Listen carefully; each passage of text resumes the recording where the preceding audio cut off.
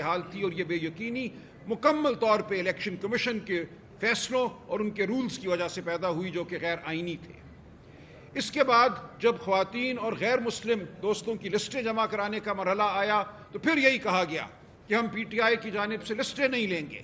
ہمیں high court جانا پڑا یہاں پنجاب میں اور عدالتوں سے فیصلے لے کر ہم نے پی ٹی آئی کی جانب سے خواتین اور غیر مسلموں کی مخصوص نشستوں کے لیے لسٹیں جمع کرائیں۔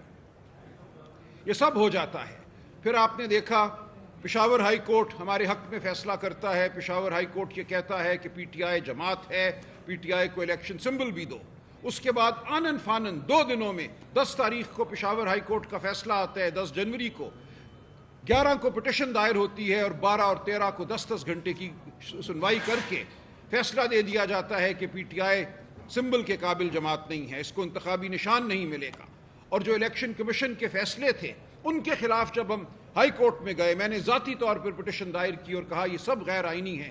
فارم 33 جس میں امیدوار کا نام اور اس کی پارٹی دی جاتی ہے، اس میں 14 جنوری کو ہم سب کو آزاد قرار دیا گیا۔ اس کے خلاف ہم عدالت میں گئے، عدالت نے ہمارا مقدمہ سننے سے انکار کر دیا۔ لاہور ہائی کورٹ نے کہا آپ الیکشن کمیشن جائیے۔ ہم اس فیصلے کے خلاف سپریم کورٹ گئے، 2 دفعہ پٹیشن میں نے خود فائل کی، دونوں دفعہ واپس کر دی گئی کہ یہ ہم پٹیشن اس قابل نہیں سمجھتے کہ اس کو سنیں۔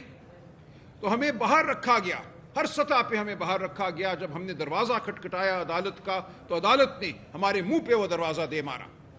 ان تمام حالات میں 8 فروری کو تمام مشکلات کے باوجود پی ٹی آئی کے امیدوار ملک کی سب سے بڑی اکثریت لے کر پارلیمان میں نمودار ہوتے ہیں۔ ہمیں یہ کہا گیا کہ آپ چونکہ آزاد ہیں اس لیے 3 دن میں آپ کو کوئی جماعت اب جوائن کرنا ہے، کسی جماعت میں شمولیت اختیار کرنی ہے، ہم آپ کو پی ٹی آئی نہیں مانتے۔ اس صورتحال کے ہوتے ہوئے ہمارے جو امیدوار تھے پی ٹی آئی کے، انہوں نے جبر کے تحت سنی اتحاد کونسل کے حوالے سے ایفیڈیوٹ جمع کرائے اور کہا کہ ہم سنی اتحاد کونسل جوائن کرتے ہیں۔ اور اس لیے یہ کیا گیا کہ 2018 کے الیکشن میں بلوچستان عوامی پارٹی کی کوئی نشست نہیں تھی کے پی اسمبلی میں، آزاد امیدواران نے اس پارٹی کو جوائن کیا اور اس کو نشستیں دی گئیں، مخصوص نشستیں خواتین کی اور غیر مسلموں کی بلوچستان عوامی پارٹی کو دی گئیں، اس کے باوجود کہ اس پارٹی نے الیکشن سے پہلے کوئی لسٹ جمع نہیں کرائی تھی۔ تو اس مثال کی بنیاد پر ہم نے بھی یہی کیا، سنی اتحاد کونسل جوائن کی اور ہم نے کہا کہ اب ہمیں مخصوص نشستیں دی جائیں۔ ہمیں مخصوص نشستیں نہیں دی الیکشن کمیشن نے، اس کے خلاف ہم پشاور ہائی کورٹ گئے۔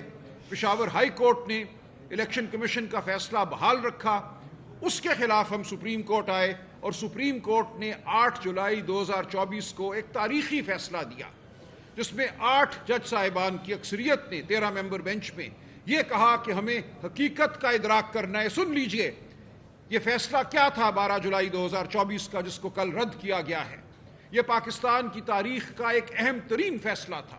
میں عرض کروں پاکستان کی تاریخ میں صرف 2 فیصلے ایسے ہوئے ہیں جنہوں نے جبر کے خلاف حق کی، آئین کی حمایت کی ہے۔ باقی تمام فیصلے تب ہوتے ہیں جب جبر ختم ہو گیا ہوتا ہے، جابر چلا گیا ہوتا ہے، منظر سے ہٹ گیا ہوتا ہے، اس کے بعد ہمارا سپریم کورٹ آئین کا بہت تذکرہ کرتا ہے۔ لیکن صرف 2 فیصلے ہماری 78 سالہ تاریخ میں ایسے ہیں جہاں وہ فیصلہ دیا گیا جو جابر کے عزائم کے خلاف تھا۔ پہلا فیصلہ 1988 میں ہے، بے نظیر بھٹو ورسز دی پریزیڈنٹ۔ جولائی 1988 میں یہ فیصلہ آتا ہے۔ صدر ضیاء الحق ابھی حیات تھے، قابض تھے نظام پر۔ انہوں نے ایک حکم جاری کیا کہ تمام سیاسی جماعتوں کو اثر نو رجسٹریشن کرانا ہوگی الیکشن میں حصہ لینے کے لیے، اور مقصد یہی تھا کہ پیپلز پارٹی کو الیکشن سے باہر کیا جائے۔ اس وقت کی سپریم کورٹ نے اس فیصلے کو رد کیا ضیاء الحق کے اور کہا کہ آپ پیپلز پارٹی کو الیکشن سے باہر نہیں رکھ سکتے۔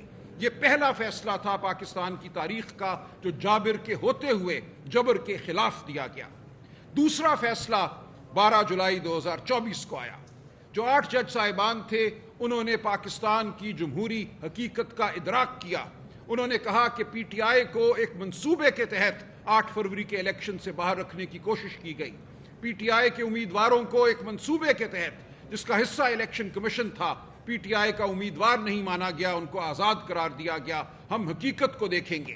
یہ حقیقت ظاہر ہے، افشاں ہے کہ لوگوں نے 80 کی تعداد میں آزاد امیدواروں کو ووٹ نہیں دیے۔ یہ سب لوگ پی ٹی آئی کے امیدوار تھے۔ ان سب لوگوں کے نام پی ٹی آئی کی شائع شدہ لسٹوں میں موجود تھے۔